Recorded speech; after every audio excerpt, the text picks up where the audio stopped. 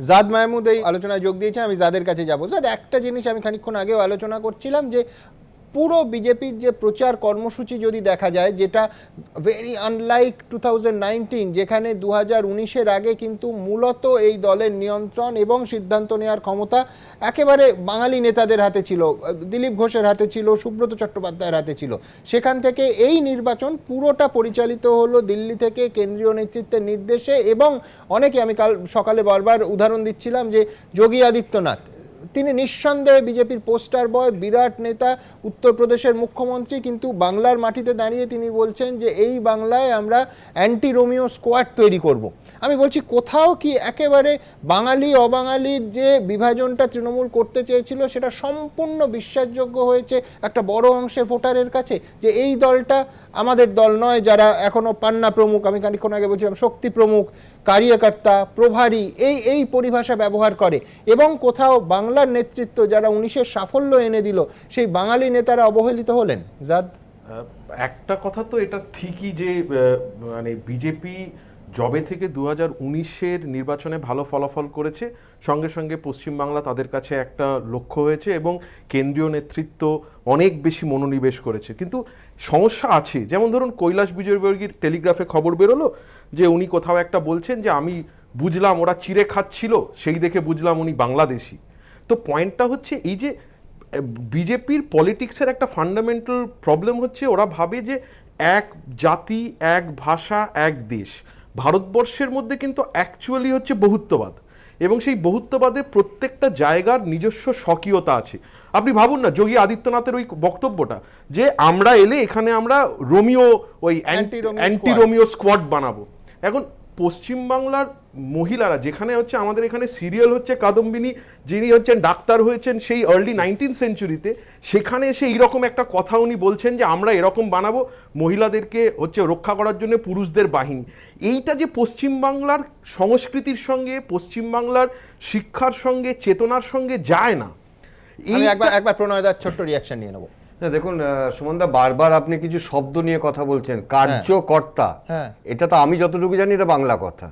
দ্বিতীয় কথা হচ্ছে যে, আচ্ছা আপনি একটা কথা বলুন, আপনি বিজেপিতে যোগ দেওয়ার আগে আপনি কোনো বন্ধুকে বলেন যে আমি কার্যকর্তা, ও কার্যকর্তা? আপনি তো নেতা, নেতৃত্ব, এইভাবেই আমরা বাংলায় কথা বলি। সুমনদা, দীর্ঘদিন তো এখানে সিপিএম রাজত্ব করেছে। কমরেড এই শব্দটা কি বাঙালি শব্দ? কিন্তু একটা রাজনৈতিক দলের তো নিজস্ব কিছু থাকবে। একটি রাজনৈতিক, আজকে তৃণমূল কংগ্রেস বলে মাদার অর্গানাইজেশন, না ঠিক আছে, মাদার অর্গানাইজেশন শব্দটা বাঙালি শব্দ না। ঠিকই তো। না, আমি বলছি যে পান্না প্রমুখ, শক্তি প্রমুখ, প্রভারী, এইগুলোর মানে যদি একটু আপনি বুঝিয়ে দেন। কোনগুলো? এই যে পান্না প্রমুখ, এটা বাংলার কোন বাংলা শব্দ? দেখুন, পান্না প্রমুখ আমরা এখানে বলি না, আমরা বাঙালিতে পৃষ্ঠা প্রমুখ বলি। সেটা আমি যে কথাটা আমি বলতে চাচ্ছি, বুঝিয়ে দিন। পৃষ্ঠা প্রমুখ না, যে কথাটা সুমনদা, আমি যে কথাটা বলতে চাচ্ছি যে আমাদের দল একটি সর্বভারতীয় দল। তো খুব স্বাভাবিকভাবেই সর্বভারতীয় দলের কিছু শব্দ সেটা হয়তো হয়, কিন্তু এর সাথে যেভাবে আপনারা রিলেট করছেন বাঙালি বাংলা সংস্কৃতি, তার কোনো আমি বলছি কোথাও একটা ডিসকানেক্ট। আপনি আমার ভাষাটা লক্ষ্য করবেন যে তৃণমূল কংগ্রেস যখন বলছে যে আপনারা অবাঙালিদের দল, সেইটা কোথাও বিশ্বাসযোগ্য হয়ে যাচ্ছে। মেক নো মিস্টেক, আমি বলছি না যে আপনি পান্না প্রমুখ বলেন বলে 75 হয়েছে, একেবারেই না। না সুমনদা, আপনার সাথে আমি একদম একমত। আমরা একটি সর্বভারতীয় দল, তৃণমূল কংগ্রেস একটি আঞ্চলিক দল। তৃণমূল কংগ্রেস বাংলা বাঙালি যে প্রচারটা করেছে, তার কারণ তাদের কাছে তো সর্বভারতীয় রূপ নেই। আমরা যেহেতু সর্বভারতীয় তৃণমূল কংগ্রেস নেই। কুণাল ঘোষ, আমি একটা কথা বলছি যে বিজেপিকে কিছু বললেই তারা না সর্বভারতীয় দল কথাটা বলে বসেন। আরে কংগ্রেসও তো সর্বভারতীয় দল ছিল। আমরা কোনোদিন দেখেছি কংগ্রেসের তার জন্য কংগ্রেসকে সাফারও করতে হয়েছে? আপনি প্রার্থী তালিকা বলুন। আরে আমি বলছি যে কংগ্রেস স্থানীয় স্তরে সিদ্ধান্ত বলুন, পদে পদে হাই কমান্ডের দিকে তাকিয়ে থাকতে হচ্ছে, হোঁচট খেতে হচ্ছে, আপনিও জানেন। না, এক হচ্ছে কংগ্রেস সর্বভারতীয় দল, দুই কংগ্রেস যতদিন দাপটে ছিল বাংলা থেকে নেতারা সর্বভারতীয় স্ট্যাটাস এনজয় করেছে। প্রণব মুখার্জি, প্রিয়রঞ্জন দাসবংশী, এবিএ গনি খান চৌধুরী। ফলে সেই সর্বভারতীয় নেতারা যখন বাংলায় বক্তৃতা দিতেন, তারা কার্যকর্তা ছিলেন না, তারা কর্মকর্তা ছিলেন, তারা বিশিষ্ট নেতা ছিলেন, বক্তৃতাটা বাংলায় দিতেন। ফলে মানুষের কানেক্ট করতে সুবিধা হতো, কাগজে লিখে বলতে হতো না আমরা সর্বভারতীয় দল। প্রবলেমটা এইখানে, যে কোনোভাবে হোক মানুষের একটা ধারণা হয়ে গেছে যে এনাদের নেতৃত্বটা দিল্লি থেকে কন্ট্রোলড হচ্ছে, এনাদের বক্তা দিল্লি থেকে আসবে, হিন্দিতে বলবে, এনাদের যা হবে, এখানকার লোকদের অপমান করবে, বাইরে থেকে এসে করবে, এমনকি একেবারে ভাড়াটে ক্যাম্পেনার পর্যন্ত যখন বলছে যে এক ছবলে ছবি আর রেজাল্টে দেখছে পাবলিকের মার কেওড়াতলা পার, এই ভাড়াটে জিনিস দিয়ে চলে? প্রণয়দা না, পিকে প্রশান্ত কিশোর কিশোরকে তো পয়সা দিয়ে এবার বলতে দিন, ভাড়া করেছেন তো, আচ্ছা বেশ, ভাড়া করেছেন তো, করেছেন তো, ভাড়া করা কাকে বলে? যার জন্য মূল্য দিতে হয়। আপনি যার কথা বলেন তার জন্য মূল্য দিয়ে দিন। আপনারা মূল্য দিয়ে ভাড়া করেছেন, আপনারা ভাড়া করেছেন, আপনি যার কথা বলেন তাদেরকে আমরা ভাড়া একদম করি। প্রশান্ত কিশোরের কথা যখন এলো, আমার একটা প্রতিবেদন নিতেই হবে। প্রশান্ত কিশোর যিনি চ্যালেঞ্জ ছুড়ে দিয়েছিলেন যে 3 অঙ্কে যদি বিজেপি পৌঁছয়, অর্থাৎ 100 পার হয়, তিনি পেশা ছেড়ে দেবেন। প্রথমে ভাবা হয়েছিল যে তিনি স্পেস কুইট করার কথা বলছেন, অর্থাৎ টুইটার অ্যাকাউন্ট ছেড়ে দেবেন। তারপরে দেখা গেল তিনি পেশা ছেড়ে দেওয়ার কথা বলছেন, এই চ্যালেঞ্জটা নিলেন এবং আজকে এই জয়ের পর তিনি বলছেন সত্যি সত্যি তিনি পেশা ছেড়ে দেবেন। দেখুন।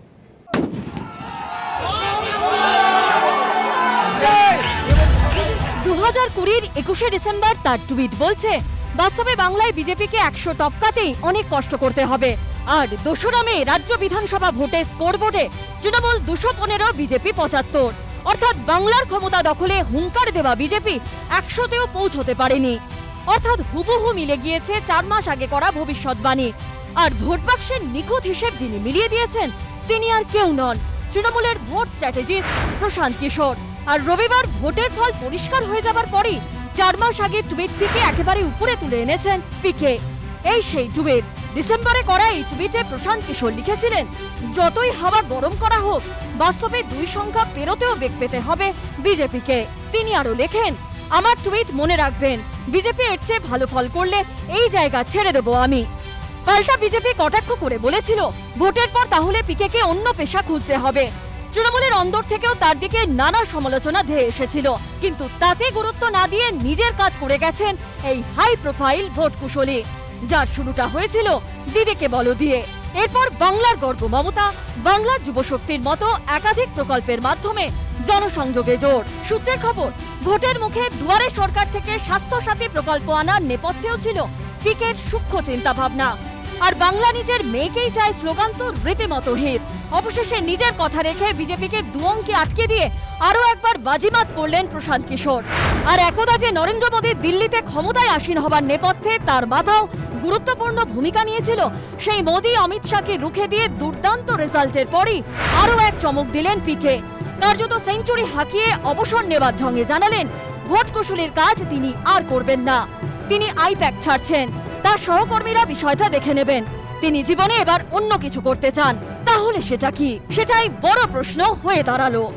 এবিপি আনন্দ।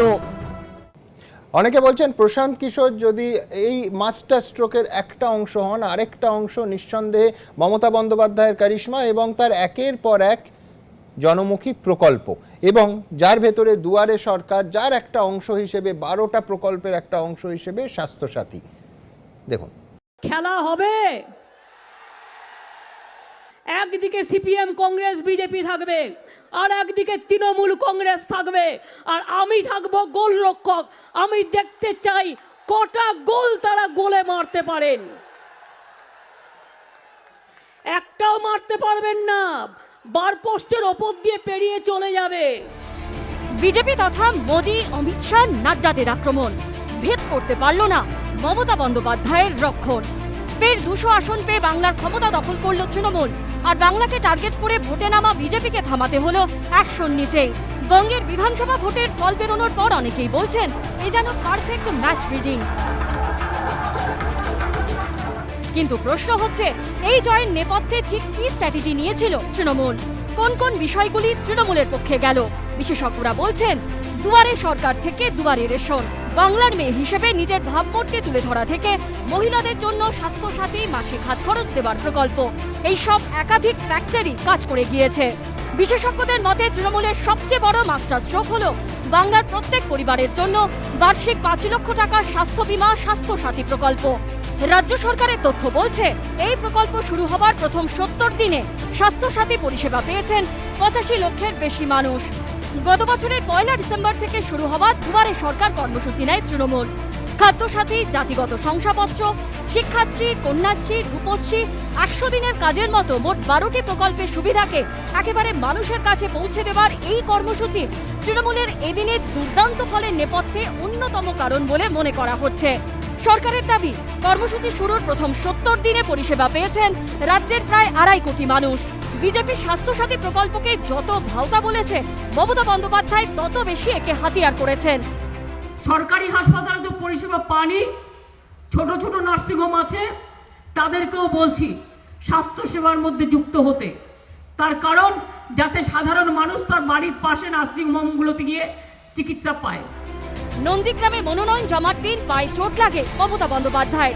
তারপর থেকে গোটা প্রচার পর্বই তৃণমূল নেত্রী সারেন হুইল চেয়ারে বসে এবং সিংহভাগ সভা সমাবেশে মহিলাদের এগিয়ে আসার আহ্বান জানান তিনি। সব এলাকার মায়েরা একজোট হয়ে যাও, একজোট হয়ে গিয়ে হাতা খুন্তি টুন্তি যা আছে নিয়ে বেরো, আর কিছু না থাকলে ঝাড়ু আছে, খিলের ঝাড়ু বড্ড লাগে, নিয়ে যাও সাথে করে, আর কিছু লাগবে না।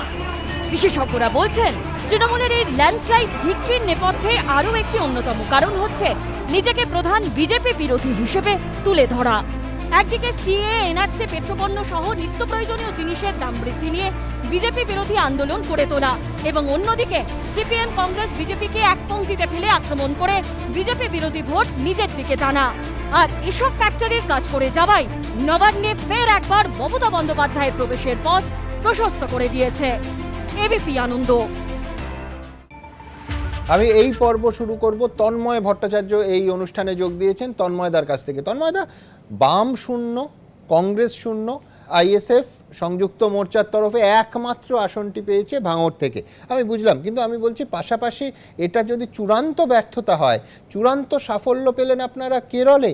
1977 সালের পর এই দ্বিতীয়বার, তার মধ্যখানে কোনো দিন হয়নি, দ্বিতীয়বারের জন্য মানে পরপর দুবার বাম সরকার ফেরত এলো। আমি বলছি এখানে হোয়াট ওয়েন্ট রং? আমি বলছি দুটো জিনিস আপনার হতে পারে। একটা হচ্ছে আপনাকে মানতে হবে যে আইএসএফের সঙ্গে জোট করাটা আপনাদের সমর্থকরা ভালোভাবে নেননি, কংগ্রেসের সমর্থকরা ভালোভাবে নেননি, এটা একটা হতে পারে। আরেকটা হচ্ছে নেতৃত্বের চূড়ান্ত ব্যর্থতা। কোনটা তন্ময়দা? সুমন, আমি তোমার সবকটা প্রশ্নেরই উত্তর দিতে চাই এবং আমি আজকে একটু বেশি সময় বলতে চাই। আমি আশা করব যে একটু বেশি সময় যদি আমার জন্য বরাদ্দ করা হয়, বলুন, তাহলে যে কথাগুলো আমি বলতে চাই সেই কথাগুলোর সবগুলো আমি বলতে পারবো।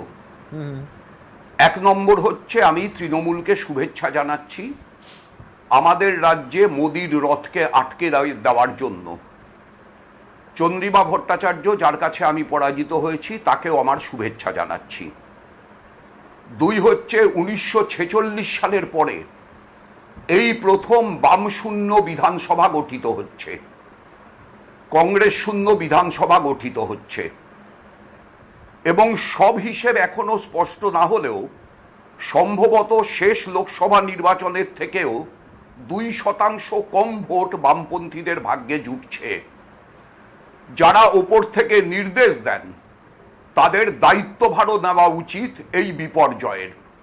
এত বড় একটা ডিজাস্টারের দায় কেউ নেবেন না, এমনটা হওয়া উচিত না।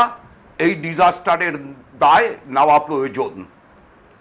আমার তৃতীয় কথা হচ্ছে, আমার নিজের অনুমান এটা মূলত মোদি বিরোধী ভোট, লকডাউনে নাজেহাল মানুষের ভোট, পাশাপাশি এনআরসির ভয়ে ভীত সংখ্যালঘু ভোটের রক্ষাকর্তা হিসাবে তৃণমূলকে বেছে নেওয়ার ভোট। সবটা মিলে এটা মানুষের সচেতন সুচিন্তিত রাজনৈতিক রায় তৃণমূলের পক্ষে। বিজেপিকে ঠেকানোর জন্য তারাই প্রধান শক্তি বলে মানুষ মনে করেছেন। মানুষের মনে করাটা সকলের মেনে নেওয়া দরকার।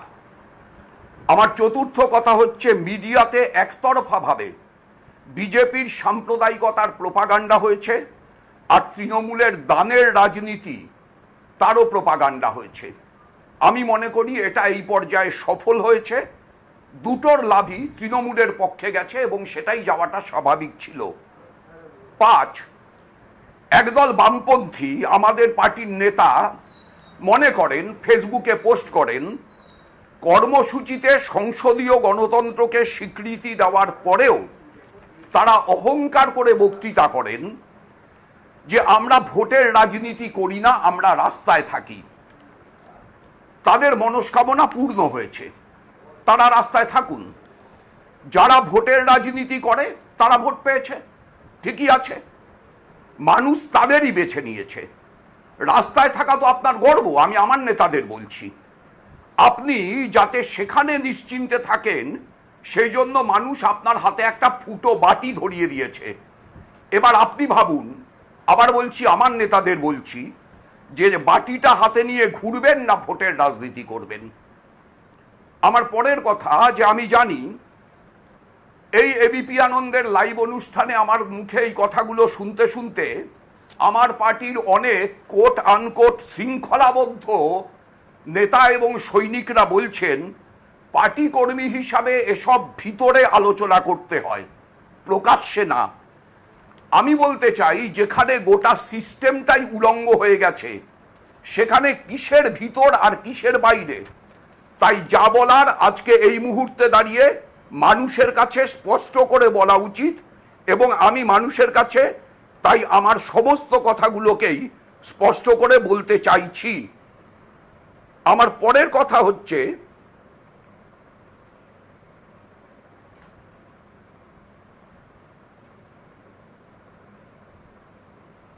কোনোভাবেই কোনো অজুহাত সৃষ্টি যেন আমাদের নেতারা না করেন। নীতিগতভাবে এই নির্বাচনে রাজ্যের সাধারণ মানুষ বিপুলভাবে বামপন্থীদের প্রত্যাখ্যান করেছেন। কোনো বাম প্রার্থীর গ্রহণযোগ্যতা নিয়ে আলোচনা করে নিজেদের খিল্লি করাটা যুক্তিহীন হবে। তারা নিজেদের মতো চেষ্টা করেছে, বাকিটা জনতা জনার্দন যা করেছেন তাই মানতে হবে। মানুষের রায় সার্বিকভাবেই মেনে নিতে হবে। আমাদের রাজ্যের মানুষ সঠিক অর্থে বামপন্থীদের বিরোধী দলের মর্যাদাটুকুও কেড়ে নিয়েছে, শূন্য করে দিয়েছে। মানুষ বামপন্থীদের ন্যূনতম যোগ্য বলে মনে করেনি। বামেদের বিকল্প বার্তা এই পর্যায়ে কোনো কাজে আসেনি। জোট বলেন, সংগঠন বলেন, সবটা নিয়েই নতুন করে ভাবতে হবে। ফেব্রুয়ারির ব্রিগেডে আসা মানুষ এবং তাদের পরিবার, তারাও সকলে আমাদের ভোট দিয়েছে কিনা তারও বুদ্ধিভিত্তিক বিশ্লেষণ প্রয়োজন। আর ওই সব কথা আমরা মানুষকে বোঝাতে পারিনি, এসব আমার মতে ছেদ গল্প।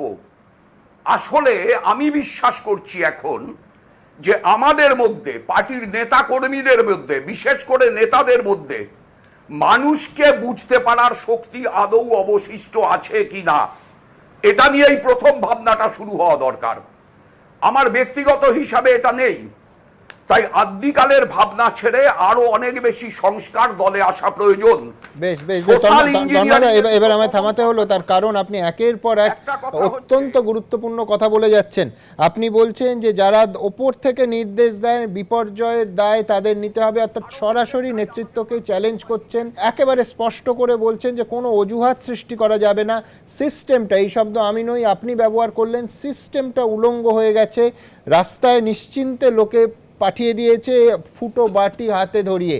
আমি বলছি আপনার ইঙ্গিত নেতৃত্ব বলতে এই মুহূর্তে যদি রাজ্য নেতৃত্ব বলি, একেবারে স্পষ্ট নাম করে বলতে বিমান বসু, সূর্যকান্ত মিশ্র, মোহাম্মদ সেলিমরা, আপনি মানবেন?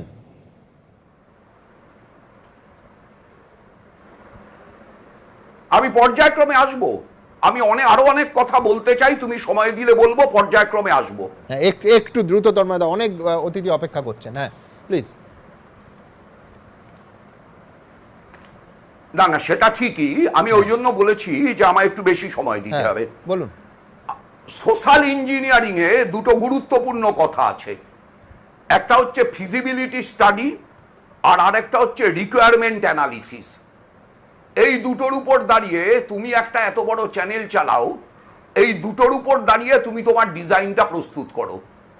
আর আমাদের পার্টিতে যেটা হয়ে গেছে এখন বলে আমি মনে করছি, সেটা হচ্ছে আমি একটা ডিজাইন প্রস্তুত করলাম, আমি সুমনদেরকে জিজ্ঞেস করলাম না যে এই ডিজাইনটা তোমার দরকার কিনা, আমি কুণাল ঘোষকে জিজ্ঞেস করলাম না, আমি প্রণয়বাবুকে জিজ্ঞেস করলাম না, আমি অন্যদের জিজ্ঞেস করলাম না এই ডিজাইনটা তোমার পছন্দ কিনা, আমি এই ডিজাইনটার ফিজিবিলিটি স্টাডি করলাম না, রিকোয়ারমেন্ট ঠিক জানলাম না, কিন্তু এই ডিজাইনটা তোমায় মানতে হবে, এটা আমি ঠিক করে দিলাম। তুমি যে জোটের কথা বলছো, এই জোটটা এই ডিজাইনের হয়ে গেছে কিনা এইটাও হচ্ছে আজকে প্রশ্ন। এবং অর্থাৎ এই জোট আইএসএফ এর সঙ্গে এই জোট ওপর থেকে, কংগ্রেসের সঙ্গে এই জোট ওপর থেকে চাপিয়ে দেয়া কিনা?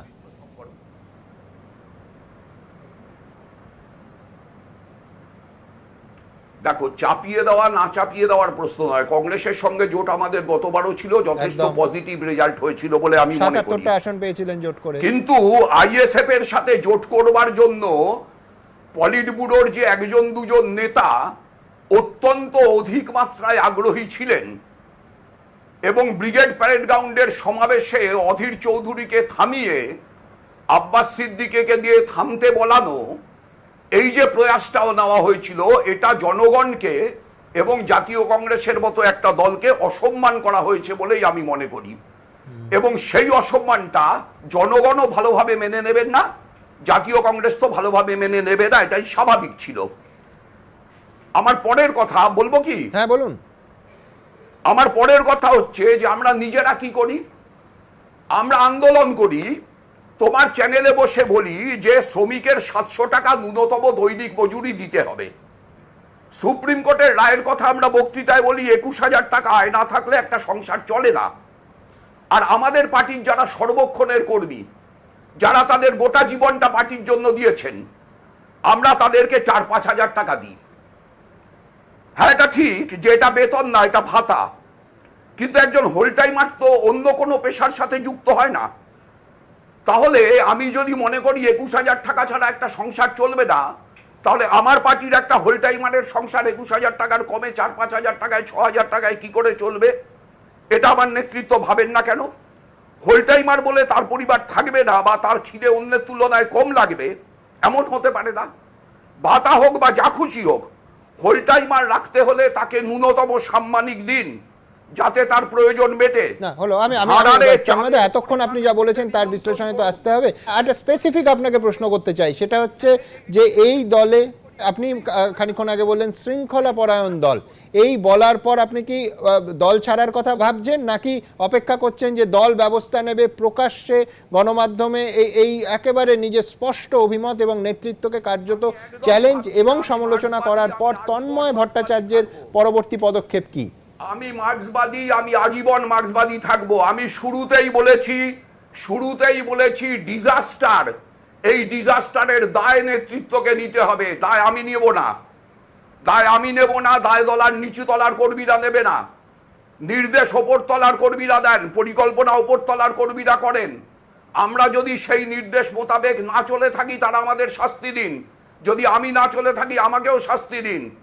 কিন্তু লোকসভায় শূন্য করে দেওয়ার পরেও কেউ দায় নিলেন না, বিধানসভায় শূন্য করার পরেও কেউ দায় নেবেন না, এটা চলতে পারে না।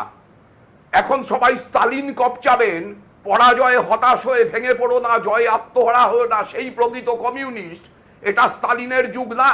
আমাদের পার্টি কর্মসূচিতে আমরা সংসদীয় গণতন্ত্রকে গ্রহণ করেছি। এখানে আপনি একেবারে স্পষ্ট করে যেদিকে ইঙ্গিত দিলেন, আমি বিশ্বনাথ চক্রবর্তীর কাছে আসবো। একেবারে তন্ময় ভট্টাচার্য, আজকে এই ফলাফল প্রকাশের দিন পরিষ্কার, একেবারে আইএসএফ এর জোট এবং সেই জোটের গ্রহণযোগ্যতা বামপন্থী ভোটারদের মধ্যে তা নিয়েও প্রশ্ন তুললেন এবং নাম না করে পলিট ব্যুরো সদস্য মোহাম্মদ সেলিম, প্রত্যেকে সংবাদ মাধ্যম এবং বাইরের সবাই জানে যে একেবারে যদি ব্যক্তিগত উদ্যোগে আইএসএফকে, অবশ্যই বামপন্থীদের নেতৃত্বে সমর্থন তো ছিলই, তার যে সক্রিয় ভূমিকা সেটাকে চ্যালেঞ্জ করলেন। বিমান বসুর নেতৃত্ব বা ওপর থেকে নাম করেননি ঠিকই, কিন্তু যারা ওপর থেকে নির্দেশ দেন বিপর্যয়ের দায় তাদের নিতে হবে, স্পষ্ট বলছেন তন্ময় ভট্টাচার্য। বিশ্বনাথ চক্রবর্তী, দেখুন সুমনদা, ওনার অনেকগুলো অবজারভেশনের সাথে আমি একমত হলেও একজন সমাজবিজ্ঞানের ছাত্র হিসাবে মনে করি যে বিজেপির ইনরোড, মানে থার্ড ফোর্স হিসাবে বিজেপি পশ্চিমবাংলার রাজনীতিতে আসা সমস্ত সমীকরণটাই উল্টে দিয়েছে বাম কংগ্রেস তৃণমূল কংগ্রেসের মধ্যে। উল্টো দিকে আজকে যে বিপুল মানে ইতিহাস গড়ল কেরালাতে, সেখানেও কিন্তু তৃতীয় শক্তি হিসাবে, তৃতীয় পরিসর হিসাবে বিজেপির যাওয়া, ওখানে কংগ্রেস সাফার করলো। কারণ ওখানে যে সংখ্যালঘু ভোটার খ্রিস্টান এবং মুসলিমরা, তারা বামপন্থীদেরকে আশ্রয় নিল যে তারাই বিজেপিকে আটকাতে পারে। আর এখানে মুসলিম সম্প্রদায়ের মানুষরা কিন্তু মমতা বন্দ্যোপাধ্যায়কে আশ্রয় নিল যে তারাই বিজেপির থেকে রক্ষা করতে পারে। ফলে রাজনীতির সমীকরণে কিন্তু না, বিষয়টা BJP পাশাপাশি factor- তন্ময় ভট্টাচার্য আইএসএফ এর সঙ্গে জোট করার সিদ্ধান্তকে একেবারে প্রশ্নচিহ্নের মুখে দাঁড় করাচ্ছেন। আমি আবারও বলছি যেটা আপনাকে- যেটা বামেদের একটা বড় অংশ লেফট ইন্টেলেকচুয়ালস তাদেরও আপত্তি ছিল যে আমি- তার সঙ্গে যাচ্ছি, অবশ্যই তিনি আমি সাম্প্রদায়িক না, বলবো- তো এই দ্বিধা তো কাজ করেছে বামপন্থীদের মধ্যে। অবশ্যই ঠিক কথাই। বামপন্থীদের কাজ করেছে, কারণ বামপন্থীরা যে আদর্শ ভাবনা চিন্তা সেকুলার ভাবনার কথা বারবার বলে, তারা প্রশ্নের সম্মুখীন হতে হয়েছিল নির্বাচনের আগে যে তারা যারা বিজেপিকে সমালোচনা করে মৌলবাদী শক্তি হিসাবে, তারা কি করে আইএসএফ এর মতন মৌলবাদী শক্তির সাথে হাত মেলায়, যারা মুসলিম সম্প্রদায়ের ধর্মগুরু এবং যারা মুসলিম সম্প্রদায়ের ইন্টারেস্টেই কাজ করে বলে প্রধানত আমরা দেখেছি। ফলে এই প্রশ্নটা বামপন্থীদেরকে বিভ্রান্ত তৈরি করেছে। আর একই সাথে আমি বলতে চাই, আইএসএফ ও বামপন্থী এবং কংগ্রেসের সাথে গিয়ে ভীষণ ভুল করেছে। আসামে ইউডিএফ এর মতন একটা আইডেন্টিটি পলিটিক্স করে নিজস্ব রাজনীতি করবার সুযোগ ছিল আব্বাস সিদ্দিকী লেফট কংগ্রেসের সাথে জোট করে তার নিজের অস্তিত্বকেই বিপন্ন করেছে। আজকে তাই একটা মাত্র আসন পেল। আবার আলোচনায় আসবো যে আজকের এই ফলাফলের একেবারে ইস্যু ধরে ধরে আমরা গত কয়েক ঘন্টা এবং আগামী কয়েক ঘন্টা যে বিশ্লেষণ চালাচ্ছি তা নিয়ে আমরা বিজেপির উত্থানের ইয়ার্ডস্টিক হিসেবে যে কোনো বিশ্লেষক কি ধরবেন? অবশ্যই 2019-এর লোকসভা ভোট, যেখানে উত্তরবঙ্গ এবং জঙ্গলমহলে বিপুল সাফল্য। সবাই ভেবেছিলেন যে সেই সাফল্যকে বিজেপি সমর্থকরা, তাদের আশা ছিল যে বিজেপি দল তারা বাড়তি সাফল্য হিসেবে অন্যান্য জায়গায় ছড়িয়ে দিতে পারবেন। কিন্তু আজকের ভোটের ফলাফল কি দেখা যাচ্ছে? নিজেদের গড়েই কার্যত ধাক্কা খেয়ে গেলেন। উত্তরবঙ্গ এবং জঙ্গলমহলে 19-এর রেজাল্টের থেকে অনেক অনেক খারাপ হলো, কার্যত বহু জায়গায় খালি হাতে ফিরতে হলো বিজেপিকে। দেখুন, পাহাড় এবং জঙ্গলমহল 2019-এর লোকসভা ভোটে এই দুই অঞ্চলে বিজেপির কাছে জোর ধাক্কা খেয়েছিল তৃণমূল, কিন্তু 2 বছরের মধ্যেই ঘর গুছিয়ে সেখানে বিজেপিকে জোরালো ধাক্কা দিল তারা। জঙ্গলমহলের ছবিটাই দেখা যাক। 2019-এর লোকসভা ভোটের বিধানসভা ভিত্তিক ফলের নিরিখে জঙ্গলমহলের 4 জেলায় মোট 40টি বিধানসভা আসনের মধ্যে 30টিতে এগিয়েছিল বিজেপি, 10টিতে এগিয়েছিল তৃণমূল। কিন্তু বিধানসভা ভোটে জঙ্গলমহলের রাশ আবারও তৃণমূলের হাতেই ফিরে এসেছে। জঙ্গলমহলের এই 40টি বিধানসভা আসনের মধ্যে 26টি আসনে জিতেছে তৃণমূল, 14টিতে জিতেছে বিজেপি। বিধানসভা ভোটের প্রচারটা বিজেপি শুরু করেছিল জঙ্গলমহলের জেলা বাঁকুড়া থেকেই, কিন্তু সব ভালো যার শেষ ভালো, সেটাই আর হলো কই। এটা তো স্বাভাবিক, সারা বাংলার প্রভাব এটা। আমরা যে 200-র বেশি সিটে এগিয়ে আছি, তার অর্থটাই হচ্ছে সারা বাংলার মানুষ একযোগে বিজেপিকে প্রত্যাখ্যান করেছে। আমাদের দেখতে হবে আমাদের সাংগঠনিক ব্যাপারে যেই জায়গাগুলো আমাদের শক্ত জায়গা ছিল, সেখানে কি কারণে আমরা আশানুরূপ ফল করতে পারিনি। অনেক সময় মানুষ কিন্তু একটুখানি ওয়ার্নিং দিতে চায়। আমাদের যা ভুল যদি কিছু হয়ে থাকে সেগুলো আমরা শুধরে নেব সামনের দিনের লড়াইয়ের জন্য। অনেকে বলছেন জঙ্গলমহলে বিজেপি নেতাদের কয়েকটি সভা বাতিল হবার পর তৃণমূল দাবি করেছিল লোক না হওয়াতেই সভা বাতিল করতে বাধ্য হয়েছে গেরুয়া শিবির, যদিও সে কথা মানতে চায়নি বিজেপি। অনেকে বলছেন তৃণমূলের দাবি যে একেবারে ভিত্তিহীন ছিল না, তা বোঝা গেল জঙ্গলমহলের ভোটের ফলেই। শুধু অবশ্য জঙ্গলমহল নয়, 2019-এর লোকসভা ভোটে যে উত্তরবঙ্গে তৃণমূলের বিপর্যয় হয়েছিল, সেখানেও এবার ঘুরে দাঁড়িয়েছে ঘাসফুল শিবির। গত লোকসভা ভোটের বিধানসভা ভিত্তিক ফলের নিরিখে উত্তরবঙ্গের 54টি বিধানসভা আসনের মধ্যে 37টিতে এগিয়েছিল বিজেপি, 13টি আসনে এগিয়েছিল তৃণমূল। কিন্তু 2021-এর বিধানসভা ভোটে খেলা পুরো ঘুরে গেছে। উত্তরবঙ্গে 27টা আসনে জিতেছে তৃণমূল, আর বিজেপি জিতেছে 26টা আসনে। 2016 থেকেও বেশি আসন নিয়ে টানা 3বার তৃতীয়বার ক্ষমতায় ফিরেছে তৃণমূল। অনেকে বলছেন এর মধ্যে জঙ্গলমহল ও পাহাড়ের রাশ হাতে আসাটা cherry on the cake. ABP Ananda. Strategy একটা নয়, একাধিক স্ট্র্যাটেজি নিয়েছিল বিজেপি। তাদের যে লক্ষ্যমাত্রা 200+ আসন, যেখানে আটকে যেতে হচ্ছে 75-এ, সেই 200+ আসনে পৌঁছানোর জন্য কি সেগুলো 5 জন সাংসদকে বিধানসভা ভোটে লড়ানো হয়েছিল। তাদের মধ্যে বাবুল সুপ্রিয়, লকেট চট্টোপাধ্যায়রা ছিলেন। তাদের প্রায় প্রত্যেকে, শুধুমাত্র জগন্নাথ সরকার রানাঘাটের সাংসদ, তিনি ছাড়া প্রত্যেকে হেরে গেলেন। দেখুন ফলাফল। একে একে 3 বড় খেলোয়াড় বোল্ড। 3 বিজেপি সাংসদের বিধায়ক হবার ইচ্ছে পূরণ হলো না। 2 বছর আগে দিল্লির মহারানী জিতলেও বাংলার মহাযুদ্ধে হারতে হলো মহারথীদের। বাংলার হাই ভোল্টেজ ভোটে সাংসদদের নামিয়ে বড় চমক দিয়েছিলেন নরেন্দ্র মোদী, অমিত শাহ। 21-এর মহারণে কেন্দ্রীয় প্রতিমন্ত্রী বাবুল সুপ্রিয়কে টালিগঞ্জে অরূপ বিশ্বাসের বিরুদ্ধে প্রার্থী করা হয়, কিন্তু বড় ব্যবধানে পরাজিত হলেন আসানসোলের বিজেপি সাংসদ তথা কেন্দ্রীয় মন্ত্রী বাবুল। বিজেপির আরেক হেভিওয়েট প্রার্থী লকেট চট্টোপাধ্যায়, হুগলির সাংসদ তথা রাজ্য বিজেপির অন্যতম মহিলা মুখ, লকেটকে চুঁচুড়া থেকে প্রার্থী করে বিজেপি, কিন্তু তৃণমূলের অসিত মজুমদারের কাছে পরাজিত হলেন তিনিও। দলের দুই হেভিওয়েটের হারে কার্যত হতাশার সুর বিজেপি নেতৃত্বের গলায়। हाँ, मुझे आश्चर्य हो रहा है। बाबुल दा का हारना आश्चर्यजनक है, लॉकेट जी का हारना आश्चर्यजनक है, राहुल जी का हारना पीछे होना आश्चर्यजनक है। ভোটের লড়াইয়ে নেমে রাজ্যসভার সাংসদ পদ থেকে ইস্তফা দিয়ে দিল্লি থেকে তারকেশ্বরে এসে গেরুয়া শিবিরের প্রার্থী হন স্বপন দাশগুপ্ত। হারতে হলো তাকেও। 21-এর হাই ভোল্টেজ লড়াইয়ে 5 সাংসদকে প্রার্থী করেছিল বিজেপি। তাদের আরেকজন কোচবিহারের সাংসদ নিশীথ প্রামাণিক। কোচবিহারের দিনহাটায় মাত্র 57 ভোটে জিতে প্রেস্টিজ ফাইটে কোনো ক্রমে জয়ী হয়েছেন তিনি। রানাঘাটের সাংসদ জগন্নাথ সরকারও মোদী শাহের মুখ রক্ষা করেছেন। শান্তিপুর থেকে জয়লাভ করেছেন তিনি। সব মিলিয়ে সাংসদদের বিধানসভা ভোটের লড়াইয়ে নামানোর বিজেপির কৌশল এবারের ভোটে সম্পূর্ণ ফ্লপ হলো। এবিপি আনন্দ। এইমাত্র জানা গেল যে শুধু রানাঘাটে জগন্নাথ সরকার নয়, 57 ভোটে, মাত্র 57 ভোটে নিশীথ প্রামাণিক তিনি জয়ী হয়েছেন। কিন্তু আমার বক্তব্যটা একেবারে লার্জার পিকচার। আমি সায়ন্তন বসুর কাছে চলে যাব। সায়ন্তনবাবু, কোথাও কি মনে হয় যে বাঙালি নেতৃত্ব, বাঙালি নেতারা 2019-এর জয়, আমি আবার প্রশ্নটা করছি, জয়টা এনে দিয়েছিলেন সেই দিলীপ ঘোষ এবং সুব্রত চট্টোপাধ্যায় জুটি, কোথাও এই নির্বাচন হয়তো অনেক বড় ব্যাপ্তিতে লড়ার জন্য কেন্দ্রীয় নেতৃত্ব, সেখান থেকে নেতা, মন্ত্রী, মুখ্যমন্ত্রীদের পাঠিয়ে ক্যাম্পেইন হয়েছে, কিন্তু বাঙালি নেতারা কোথাও তার যোগ্য মর্যাদা এবং গুরুত্ব পেলেন না বিজেপিতে? সুমন্ত, আমি এটা দুটো ভাগে বলতে চাই। প্রথম কথা হচ্ছে যে এমন নয় যে শুধু দিলীপ ঘোষের নেতৃত্বেই আমরা 2019-এর ভোট বাংলায় লড়েছিলাম। আমরা একটা সর্বভারতীয় রাজনৈতিক দল। সেদিনও আমাদের এই নির্বাচন লড়ানোতে প্রত্যক্ষ ভূমিকা নিয়েছিলেন সেই কৈলাস বিজয়বর্গী, শ্রী অরবিন্দ মেনন, আরও অনেকে। সেদিনও প্রধানমন্ত্রীর সভা হয়েছিল, একাধিক সভা হয়েছিল। আমি বসিরহাট থেকে লড়েছিলাম, জিততে পারিনি, কিন্তু আমার কেন্দ্র দেশের প্রধানমন্ত্রী সভা করতেছিল এবং সেখানে আপনি প্রধানমন্ত্রীর ইন্টারভিউ নিয়েছিলেন এবিপি আনন্দের পক্ষ থেকে। একদম। কাজেই সেবারও হয়েছিল। এবার যেহেতু শুধু বিধানসভা এবং বাকি 3টে রাজ্যের বাইরে কোথাও নির্বাচন নেই, এবার অন্য আরও অনেক নেতৃত্ব অনেক বেশি সময় দিয়েছেন। আর দ্বিতীয় যেটা আমি বিষয়ে রাখতে চাই সেটা হচ্ছে, যখন আমরা জিতি তখন অনেক খুঁত চোখে পড়ে না, হলেও মানুষ ইগনোর করে। সব কিছুই ভালো। আপনি জিতে গেলে জো জিতা ওহি সিকান্দার। একদম, ইংরেজিতে প্রবাদ আছে, when the sun shines everything shines. জো জিতা ওহি সিকান্দার। আজকে আমরা সত্যি হেরে গেছি। এখন অনেক ভালো কাজও খারাপ হবে অনেকের চোখে। অনেকে বলবেন এটা করলে ভালো হতো, ওটা করলে খারাপ হতো, আরো ভালো হতো, আরো এর থেকে। আপনাদের বিশ্লেষণ কি, ভুলটা কি হলো? হোয়াট ওয়েন্ট রং? খুব বড় ধরনের ভুল ছাড়া সায়ন্তন দা এটা তো মানবেন যে 75 হতে পারে না?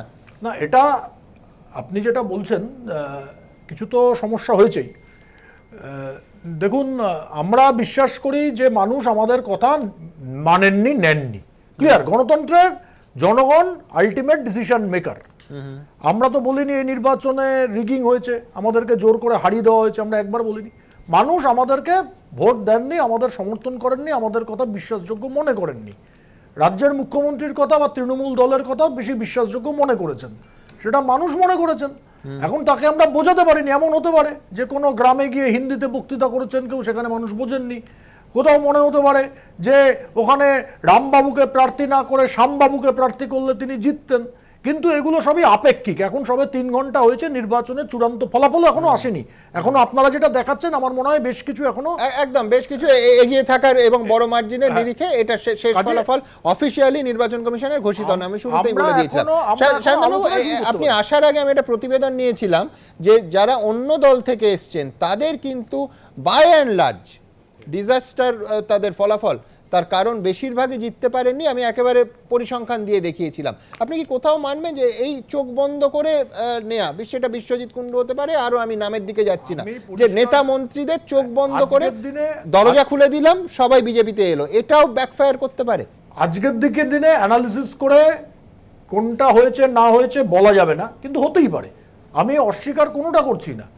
আপনারা যতগুলো পয়েন্ট তুলেছেন ততগুলো, কিন্তু মূল কথা হচ্ছে মানুষ আমাদেরকে স্বীকার করেনি, মানুষ আমাদের কথা মেনে নেয়নি, মানুষ আমাদের বিশ্বাস করেনি, মানুষ তৃণমূল কংগ্রেসের কথা বিশ্বাস করেছে, তার পেছনে যাই প্রেক্ষাপট থাকুক। এই কারণে আমরা পরাজিত হয়েছি, তৃণমূল কংগ্রেস জয়ী হয়েছে। কিন্তু সেই সঙ্গে আমি এটা বলতে চাই, আপনি যদি উল্টো দিক দিয়ে অ্যানালিসিস করেন, পশ্চিমবঙ্গের বিধানসভার ইতিহাসে আজ অব্দি কখনো হয়েছে সিপিএম আর কংগ্রেস তারা কেউ বিধানসভায় নেই? বুদ্ধদেব ভট্টাচার্য রাজ্যের মুখ্যমন্ত্রী ছিলেন, বিজেপিকে সর্বদলীয় মিটিংয়ে ডাকতেন না 10 বছর আগে, বলতেন ওদের বিধানসভায় প্রতিনিধি নেই, ওদের কেন ডাকবো? আমরা প্রথম পশ্চিমবঙ্গের বিধানসভায় জেনারেল ইলেকশনে জিতি, গত বিধানসভা নির্বাচনে মাত্র 3 জন বিধায়ক নিয়ে। এবার সেই সংখ্যা আমরা আপাতত 75-এ পৌঁছেছি। এটা ভারতবর্ষের মধ্যে আমার মনে হয় রেকর্ড, যে 5 বছরের ব্যবধানে এত বড়, বাংলার মতো এত বড় রাজ্যে 3 থেকে 75 বিধায়ক হওয়া যায় এবং একটা শক্তিশালী বিরোধী দলের ভূমিকা পালন করা যায়। কারণ গত 20 বছরে কোন সিঙ্গেল বিরোধী দল 75 জন বিধায়ক ছিল। আমি শুধু এইটুকু বলবো যে এই 3 থেকে যখন আমাদের ওপিনিয়ন পোল বারবার হচ্ছিল, আমরা দেখাচ্ছিলাম যে 3 থেকে 100-র কাছাকাছি পৌঁছচ্ছে বিজেপি। বিভিন্ন একাধিক এজেন্সির ওপিনিয়ন পোলে সেই রকম এসেছিল। তখন বিজেপি নেতারা বললেন, সবসময় বলতেন যে 3-এর সঙ্গে কেন তুলনা করছেন, তুলনা করুন 2019-এর 121-এর সঙ্গে। আমার আজকে শুনে ভালো লাগছে, সত্যি তো 3 থেকে 75 ফেনোমেনাল গ্রোথ, যদি আমি সার্বিক ছবিটা থেকে একটু বিচ্ছিন্ন করে দেখি। কিন্তু এখন 2016-র 3টা সামনে আসছে, কোনো অসুবিধা নেই, দুটোই সমান সত্যি, 121ও সত্যি, 3ও সত্যি। আমি সুজাত ভদ্র আছেন, সুজাতদা আছেন, সুজাতদার কাছে যাবো। আমি সুজাতদা প্রথমে ক্ষমা চেয়ে নেবো, অনেকটা যেহেতু তন্ময়দা এবং সায়ন্তনবাবু যোগ দিলেন, আপনার কাছে আসতে সামান্য দেরি হলো। আমি সুজাতদা একেবারে স্পেসিফিক্যালি জানতে চাইছি, এই নির্বাচনটা একেবারে অন্যরকম। কেন অন্যরকম? সেটা হচ্ছে একটা অঙ্গরাজ্যের বিধানসভার নির্বাচন, সেখানে 12 দিন ধরে 15টা সভা করছেন দেশের প্রধানমন্ত্রী। উদ্ধব ঠাকরে ইস্যু করে দিলেন যে আমি কোভিডের জন্য প্রাণ বাঁচাতে ফোন করেছি, প্রধানমন্ত্রী নেই, ফোন করলেই শুনি তিনি বাংলাতে আছেন। কেন্দ্রীয় স্বরাষ্ট্রমন্ত্রী অমিত শাহ 28 দিন ধরে 62টা সভা এবং রোড শো করেছেন। অন্যান্য কেন্দ্রীয় মন্ত্রীরা 117 দিন ধরে প্রচার চালিয়েছেন। আমি বলছি নিঃসন্দেহে কোনো অঙ্গরাজ্যে এই রকম, মানে আমি বলছি কার্পেট বোম্বিং এরম হয়েছে কিনা আমার জানা নেই। তারপরে এই ফলাফলকে কিভাবে দেখছেন সুজাত ভদ্র? আমি আশা করি এই পুরো নির্বাচন পর্বে সুমন আমরা আসিনি, আমরা একটা অবস্থান নিয়েছিলাম। এবারে অবস্থান নিয়েছিলাম যারা নাগরিক সমাজের মধ্যে গণ আন্দোলনের সাথে নানাভাবে যুক্ত, তারা একটা অবস্থান নিয়েছিলাম। আশা করি 2-1 মিনিট বলবেন, বাধাপ্রাপ্ত হব না। অবশ্যই, কেউ বাধা দেবে না, বলুন। এক হচ্ছে যে ন্যারেটিভটা মিডিয়া গড়ে তুলেছিল যে তৃণমূল একটা শাসক দল, তার অবভিয়াস বিকল্প এসে গেছে বিজেপি, এবং এই ন্যারেটিভে একটা গভর্নেন্সের প্রশ্ন, অপশাসনের প্রশ্ন, দুর্নীতির প্রশ্নটাকে ঘিরেই মূল আলোচনাটা হয়েছিল পশ্চিমবাংলাকে ঘিরে। আমরা একটা কাউন্টার ন্যারেটিভ বলেছিলাম যে আরএসএস এবং বিজেপি একটা ফ্যাসিস্ট শক্তি, তারা হিটলার এবং নাৎসিদের ধারণার ভারতীয় সংস্করণ, ব্রাহ্মণ্যবাদী রাষ্ট্র এখানে স্থাপন করতে চায়, এবং এদের গণ আন্দোলনের কোনো ইতিহাস নেই। কংগ্রেসের আছে, বামদের আছে, তৃণমূলদেরও আছে, এদের কোনো গণহত্যার ইতিহাস ছাড়া কোনো ইতিহাস নেই। এই ন্যারেটিভটা আমরা মানুষের কাছে নিয়েছিলাম। এখানে বিজেপি আসেনি বটে, তো 2014 সাল থেকে যেখানে যেখানে আছে শ্মশানের ভারত করে দিচ্ছে, এবং আমরা জানতাম যে এটা একটা অশুভ, প্রচণ্ড অসম লড়াই। আমরা কাঠবিড়ালি, আমরা সোশ্যাল মিডিয়াতে এবং অন্যভাবে মানুষের কাছে গিয়ে আমরা আমাদের বক্তব্য রেখেছিলাম যে প্রবল রাষ্ট্রশক্তি, অর্থশক্তি, পেশি শক্তি, বিভিন্ন সংস্থাকে ব্যবহার করা এবং ক্রমাগত মিথ্যা প্রচার করা। একটা উদাহরণ, যেহেতু করোনা ইত্যাদি আছে, হেলথের ক্ষেত্রে তাদের আন্তর্জাতিক স্তরে ভারত সরকারের প্রতিশ্রুতি আছে 2.5 জিডিপি গ্রোথে তারা ব্যবহার করবে হেলথের জন্য, 1.1 ব্যবহার করে জিডিপি থেকে বাজেট। এই মিথ্যাচার, নানা ধরনের মিথ্যাচার আমরা লোকের কাছে এক্সপোজ করে বলেছি এই শক্তি ভয়ানক শক্তি, শুধু মিসগভর্নেন্স নয়, এই শক্তি বিষাক্ত আদর্শ মানুষের মধ্যে প্রচার করে। এই বিষাক্ত আদর্শকে ভারত থেকে হাঁটাতে হবে। এবং আপনারা প্যাটার্ন দেখুন, আমি জানি না বিশ্বনাথ বাবুরা পণ্ডিত, আমরা নই, কিন্তু আমি যে প্যাটার্ন আমরা দেখেছি ঘুরে ঘুরে গ্রাম বাংলায়, যে অঞ্চলগুলোতে বিজেপি ভালো করেছে, বেশ কিছু অঞ্চলে উত্তরবঙ্গের সীমান্ত জুড়ে যেখানে আরএসএসের ইডিওলজিক্যাল প্রচার আছে, সেখানে তারা দারুণ রেজাল্ট করেছে, ওটা আমরা ভাঙতে পারিনি। দ্বিতীয় হচ্ছে কিন্তু পলিটিক্যাল ট্রান্সফরমেশন হয়েছে, অর্থাৎ বিজেপি এই তৃণমূল থেকে, কংগ্রেস থেকে, বাম থেকে বিক্ষুব্ধ হয়ে গেছে, সেটা পলিটিক্যাল ট্রান্সফরমেশন, তাদের আনা সম্ভব, তো আরএসএস এর প্রচারের আনা সম্ভব নয়। ফলে আমরা তাই প্রবল ক্যাম্পেইন করেছিলাম যাতে করে এই আদর্শগত বিজেপি চরিত্র উন্মোচন করা যায়। আমি একটা লাইন, আর আমার কিছু বলার নেই, একটা লাইন, যে তৃণমূল বিপুল মেজরিটিতে এসছে, আমাদের আন্দাজ ছিল, আমাদের নিজস্ব ছিল 70 মতো বিজেপি পাবে। আমরা চেয়েছিলাম, আমার ব্যক্তিগত মত ছিল, ব্যক্তিগত আকাঙ্ক্ষা ছিল বাম Congress real alternative second position অন্তত আসুক, তৃণমূল থার্ড, বিজেপি থার্ডে যায়, যাকে হয়নি 70। তো আমি একটা কথা বলে শেষ করব, সেটা হচ্ছে এই প্রবল জনমত নিয়ে তৃণমূলের আবার এই 200-র ওপর আসাটা একটা স্বৈরতান্ত্রিক প্রবণতা সরকারে থাকবে, সেটার বিরুদ্ধে আমাদের বলতে হবে। ভারতবর্ষ জুড়ে বালিগঞ্জ থেকে রেকর্ড ভোটে কার্যত কলকাতায় কোনো প্রার্থী আমাদের জ্ঞানে ৭৫,০০০-এর বেশি ভোটের মার্জিনে জিতেছেন বলে আমার তো মনে পড়ছে না। সুব্রতদা আমার সংসদীয় 23 বছর 24 বছর বয়স থেকে সংসদীয় রাজনীতি করছেন, কনিষ্ঠতম এই রাজ্যে, অনেকেই জানেন না যেটা, এই রাজ্যের ইতিহাসে কনিষ্ঠতম মন্ত্রী সেই সুব্রত মুখোপাধ্যায় আজকের বর্ষিয়ান নেতা, বালিগঞ্জ কেন্দ্র থেকে ৭৫,০০০-এর বেশি ভোটে জয়ী হয়েছেন। সুব্রতদা, প্রথমেই অভিনন্দন, এবং আপনার নিজের বিশ্লেষণ কি? সাধারণভাবে আপনার এর আগের মার্জিনগুলো যদি দেখি, এটা সমস্ত রেকর্ড ভেঙেছে, শুধু নয় আপনারও সংসদীয় রাজনীতিতে সবথেকে বড় রেকর্ড। কারণ সুব্রতদা, আপনার নিজের কি বিশ্লেষণ? দেখো সুমন, এর আগেও আমি এইখান থেকেই ৫০,০০০-এর ভোটের মার্জিনে জয়লাভ করেছি একদম। আর এবার যাদের প্রার্থী করা হয়েছিল এবং যে পরিস্থিতিতে কেন্দ্রের প্রধানমন্ত্রী এবং অন্য মন্ত্রীরা ক্যাম্পেইন করেছিল, তা এখানকার নাগরিকদের হৃদয় বিদীর্ণ করে দিয়েছে, এবং তার প্রতিবাদের তারা মুখর হতে হয়তো পারেনি, কিন্তু প্রতিবাদের ভাষা ছিল আমাকে ভোট দিয়ে প্রতিবাদ করা। এটাকে ধরতে হবে।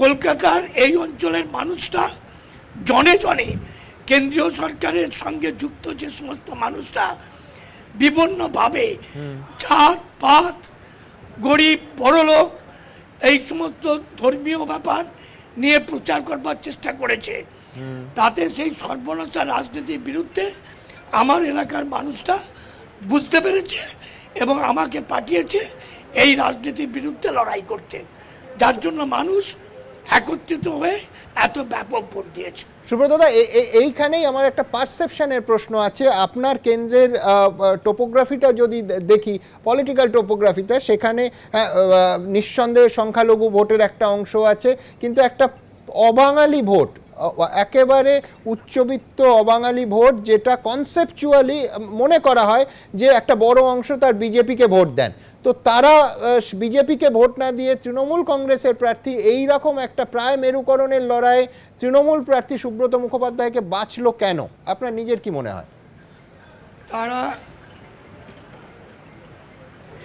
তারা এত সার্ভিস আমাদের কাছে পান, যে সার্ভিস তারা অস্বীকার করতে পারেননি এবং পারেনও না।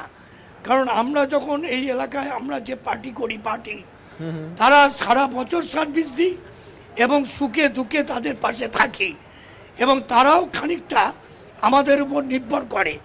এমন অনেক জিনিস আছে যেটা টাকা দিয়ে হয় না, যেটা সরকারের আইন দিয়ে হয় না, সেটা আমাদের মতন জনপ্রতিনিধি বা কার দল দিয়ে, স্থানীয় দল দিয়ে সেই সহযোগিতা পেতে পারে।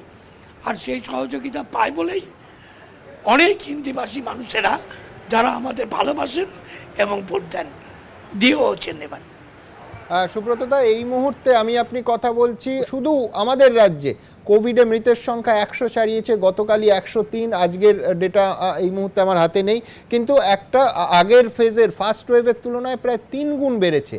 আপনারা প্রভূত জনসমর্থন নিয়ে সরকার করছেন, ঠিক কতটা ওয়ার ফুটিংয়ে, কতটা বড় চ্যালেঞ্জের মুখোমুখি হতে হবে এবং কবে থেকে সেই কর্মযুদ্ধ শুরু হবে? মুখ্যমন্ত্রী অলরেডি এ ব্যাপারে অ্যাওয়ার, সম্পূর্ণটা উনি নিজেও স্বাস্থ্যমন্ত্রী দীর্ঘদিন চালিয়েছেন এবং অলরেডি যুদ্ধকালীন তৎপরতায় তিনি ব্যবস্থা নেবার জন্য ঘোষণা করেছেন, আপনাদেরও সামনে করেছেন। আমার নিজের বিশ্বাস এর আগেও হয়েছিল এবং ওনার তৎপরতায় তাকে মোকাবিলা করা গেছে। এবারেও আজ থেকে যে দায়িত্ব উনি পেলেন ওত নেবার পর থেকেই আমি আশা করব, খুব আশা করি যে মুখ্যমন্ত্রী এই ধরনের সামাজিক যে একটা অসুবিধা তৈরি হয়েছে তাকে মোকাবিলা করার পথ বার করে দেবেন। একেবারেই সুব্রতদা, এই মুহূর্তে ডেটা পাচ্ছি 92 জন আমাদের এই রাজ্যে মারা গেছে, 17,000-এরও বেশি গত 24 ঘন্টার ফিগার দিচ্ছি আক্রান্ত। আমি বলছি সুব্রতদা, আপনি কলকাতার মেয়র ছিলেন এবং অনেকে বলেন যে কলকাতার সফলতম সবথেকে কর্মঠ মেয়র ছিলেন। আমি বলছি এই মুহূর্তে পুরসভাগুলো যদি দেখেন তাহলে একেবারে মানে ফ্রন্টলাইন ওয়ার্কার হিসেবে, ফ্রন্টলাইন ফাইটার হিসেবে আমি বরঞ্চ বলবো যে একটা বিরাট কাজ আছে এই কোভিড নিয়ন্ত্রণে। সেটা স্যানিটাইজেশন বলুন, সেটা ভ্যাকসিন দেওয়া বলুন, সেটা একেবারে বেসিক টেস্ট করা বলুন। আপনি জানেন যে পলিটিক্যাল লিডারশিপকে পুরো প্রশাসক পদ থেকে নির্বাচন কমিশন ছড়িয়ে দিয়েছেন। অনেকেরই মত হচ্ছে যে এই কোভিড অতিমারির যুদ্ধকালীন পরিস্থিতিতে এতে অসুবিধে হচ্ছে কাজে, এবং আপনি জানেন যে 118টা পুরসভা রাজ্য জুড়ে নির্বাচন পেন্ডিং আছে। আপনার কি মনে হয় যে দ্রুত এই অবস্থাটার বদল করলে একটা কাজে তৎপরতা বাড়বে, গতি আসবে? নিশ্চয়ই বাড়বে, এবং যদি কেন্দ্রীয় সরকার এই 1.5 মাস ধরে নির্বাচন না করে মুখ্যমন্ত্রীর পরামর্শ অনুসারে অন্য রাজ্যের মতন কম দিনে সমাপ্ত করত, তাহলে সরকারও তৈরি হতো একটা, আর কর্পোরেশনও তৈরি হতো একটা, এবং এই দুজনের যৌথ সমস্ত পরিকল্পনা নিয়ে কোভিডের সমাপ্তি হতো কিন্তু জানি না, কিন্তু মানুষের দুর্ভোগ অনেক কমাতে পারা যেত, এটা আমার দৃঢ় বিশ্বাস। কিন্তু এমনভাবে মমতা ব্যানার্জিকে জব্দ করা, তার দলকে হেনস্থা করার জন্য যেভাবে টানা 1.5 মাস ধরে একটা নির্বাচন চালালেন, অন্য কোনো রাজ্যের সাথে যার কোনো তুলনা হয় না। কই সেরমভাবে তো মৃত্যু হয়নি, মারামারি সেরমভাবে তো অশান্তি হয়নি, তা সত্ত্বেও এই জিনিস করিয়েছেন। শেষের দিকেও 3 দিনে চিফ মিনিস্টার বলেছিলেন একদিনে করার, একদিনে করলো না। যদি এটা রাজনৈতিক অভিসন্ধির জন্য না করা হয়ে থাকে তাহলে মানুষের দুর্ভোগ আমাদের চোখে দেখতে হচ্ছে। তবে এখন সব মিটে গেছে, আমি আশা করি চিফ মিনিস্টার খুব দ্রুত সব ব্যবস্থাগুলো নেবেন এবং মানুষ এই খারাপ অবস্থা থেকে মুক্তির খানিকটা পথ দেখতে পাবে। সুব্রতদা, আমার শেষ প্রশ্ন, সেটা বালিগঞ্জের রেকর্ড ভোটে নির্বাচিত বিধায়ক সুব্রত মুখোপাধ্যায়কে নয়, সেই বর্ষিয়ান রাজনীতিবিদ সুব্রত মুখোপাধ্যায়কে, যিনি আমার জন্মের আগে থেকে সংসদীয় রাজনীতি করছেন। সুব্রতদা, এই ভোটের ফলাফল যদি বিশ্লেষণ করি দেখতে পাচ্ছি যে সংখ্যালঘুর ভোটের একটা বড় অংশ বাম আর কংগ্রেসে যে ভোটগুলো যেত উত্তরবঙ্গেও, মালদা মুর্শিদাবাদ, সেটা তৃণমূল কংগ্রেসের দিকে গেছে। প্রতিবারই মমতা বন্দ্যোপাধ্যায় বলতেন যে মালদা মুর্শিদাবাদ থেকে আমি প্রচার শুরু করি, কিন্তু মালদা মুর্শিদাবাদ আমার খালি হাতে ফিরিয়ে দিয়েছে। এবারে বলেছিলেন মালদা মুর্শিদাবাদকে ঢেলে সাজানোর কথা। এই ভোটে প্রথমবার তৃণমূল কংগ্রেস মালদা মুর্শিদাবাদ সহ বহু জায়গায় সংখ্যাগরিষ্ঠ মানুষের সমর্থন পেল, যেটা আগে কোনো দিন পায়নি। আপনাদের এখনো পর্যন্ত সর্বোচ্চ সিট ছিল 211, সেটা এই মুহূর্তে অবশ্যই ফাইনাল রেজাল্ট ডিক্লারেশন অনেক কেন্দ্রে হয়নি, কিন্তু 215, অর্থাৎ 10 বছর পরে আপনারা একটা রেকর্ড করলেন আসনের দিক থেকে তো বটেই, এবং জনসমর্থনের দিক থেকে বিশ্বনাথবাবু আরও ক্লিয়ারলি বলতে পারবেন। শেষ যখন দেখেছি 49% ভোট আপনারা পেয়েছেন, আমি বলছি বিপুল। তো এইটা কেন বলে আপনার মনে হয়?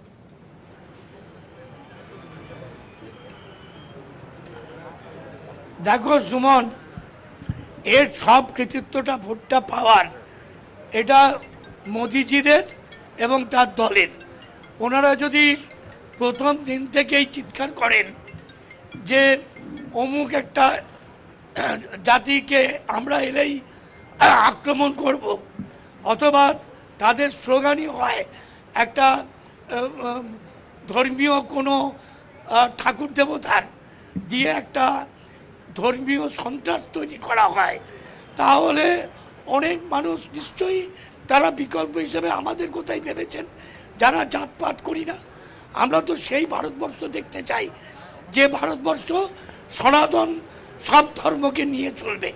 আজকে তাকে যদি কেউ রামকে নিয়ে অথবা কোনো ঠাকুর দেবতাকে নিয়ে রাস্তায় নামে, তাহলে বাকিরা অনেক আশ্রয়ের চেষ্টা করতেই পারে।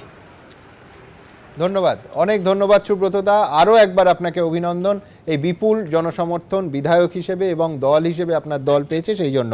আমি দ্রুত এবার যে প্রতিবেদনটা আসবো সেটা হচ্ছে খানিকক্ষণ আগে যা বলছিলাম, সপ্তাহে গড়ে 3 থেকে 4টে সভা রোড শো কারা করছেন? গোটা দেশের সর্বোচ্চ নেতৃত্ব এবং অবশ্যই অন্য রাজ্যে থেকে আসা মুখ্যমন্ত্রী এবং প্রধান গুরুত্বপূর্ণ মন্ত্রীরা তো আছেনই। নিঃসন্দেহে যদি রাজনীতির প্রেক্ষিতে, সর্বভারতীয় রাজনীতির প্রেক্ষিতে দেখি তাহলে চাঁদের হাট বলা যায়, কিন্তু সেই চাঁদের হাট আলটিমেটলি বিজেপিকে ডিভিডেন্ড দিল না।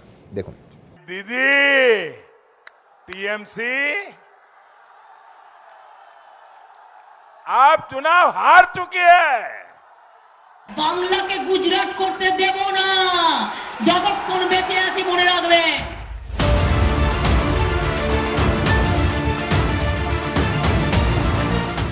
সাম দাম দণ্ডভেদ, গেরুয়া শিবিরের সবস্ত্রই ভোঁতা করে দিলেন মমতা বন্দ্যোপাধ্যায়। 200 হার্ডল টপকে বাংলায় সবুজ ঝড় তুলল তৃণমূল। 2 অঙ্কেই থামতে হলো বিজেপিকে। বিজেপির গেরুয়া যেন এখন শুধুই পলাশে, বাংলার মাটিতে আরও ঘন হলো ঘাসফুল। নরেন্দ্র মোদী, অমিত শাহ, যোগী আদিত্যনাথ, স্মৃতি ইরানি, রাজনাথ সিংয়ের মতো ক্যাবিনেট মিনিস্টার থেকে শুরু করে বিজেপি শাসিত একাধিক রাজ্যের মুখ্যমন্ত্রী, উপমুখ্যমন্ত্রী, মন্ত্রী, ভিন রাজ্যের বিজেপি সাংসদ, পর্যবেক্ষক সবাই গত 1.5 মাস ধরে কার্যত বাংলায় অস্থায়ী বাসা বেঁধেছিলেন। বিমানে এসেছেন, হেলিকপ্টারে প্রচার সেরেছেন, ফিরে গেছেন, একজন গেছেন তো আরও 5 জন প্রচারে এসেছেন। মেগা র্যালি, ভিড়ে ঠাসা রোড শো, একের পর এক জনসভা, পুরোদমে ঝাঁপিয়েছিলেন মোদী সারা। বঙ্গবাসীর মন জয়ে 18 মার্চ থেকে 23 এপ্রিল অবধি রাজ্যে 15টি সভা করেন প্রধানমন্ত্রী নিজে। প্রতিটি সভায় তৃণমূল নেত্রী ছিলেন তার নিশানায়। दीदी নির্বাচন খেলা নয়, গণতন্ত্র খেলা নয়। গণতন্ত্র হলো মানুষের সেবার পথ। आप ये सब भूल गई दीदी, भूल गई।